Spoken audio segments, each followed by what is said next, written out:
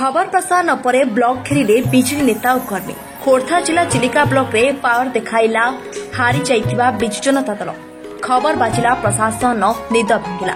Chilika block आंकुला ग्राम पंचायत रे खाउटी सामग्री को नहीं पंचायत रे किछि दिन हेबो पड़ी रहितला ताला। एहाकु विरोध करितला बिजेडी दल। सरकार को खाउटी सामग्री को नहीं ग्राम पंचायत रे दुई दल मध्य होइतला तुमुल कांड। विभागीय अधिकारी माने ग्राम पंचायत रे पहुंची समाधान रास्ता बाहर करथिले मध्य होई पाइ नथला समस्यार समाधान।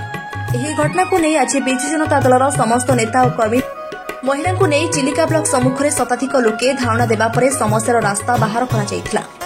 खाउटी सामग्री बंटन करबा नहीं केउ दलर लेबर रहिबा घटना को नहीं आज धारणा देथिला बिजेडी दल। स्थानीय सरपंच और चिलिका वीडियो एही घटना को नहीं प्रतिक्रिया दैछंती। ग्राम पंचायत रु साधारण लोके चाउल नेबा पई बाधाप्राप्त सृष्टि होईछि। सरकारक पक्षरु आसिथिबा गरीबंक चाउल एबे पाई परिबे हिताधिकारी बोली मंडल उन्नयन अधिकारी हलधर सबर सूचना दैछंती।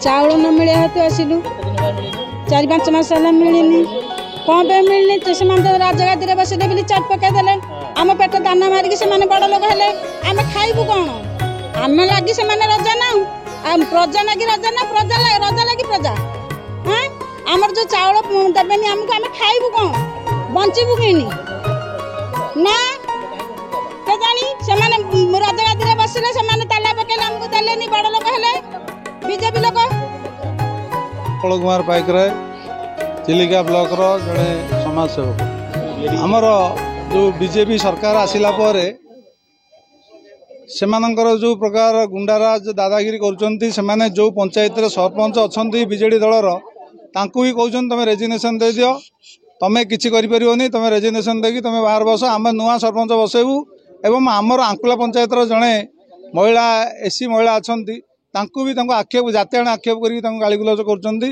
आमे चावल बांटू तुम पंचायत किसी कर भत्ता बांटू आमे सब करूँ पंचायत तेणुकर क्षमता को क्षुण्ण करने चाहते तेणुकर यहाँ केते असुंदर कथा एगुड़ाक आमे चाहूना आमे बीजेडी सरकार थिला समय रे भी यही सब घटना केबे घटी नाही।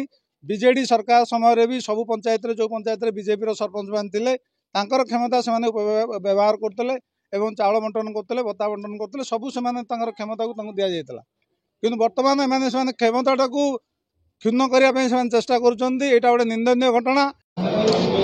नमस्कार रश्मिता दास आंकुला ग्राम पंचायत सरपंच।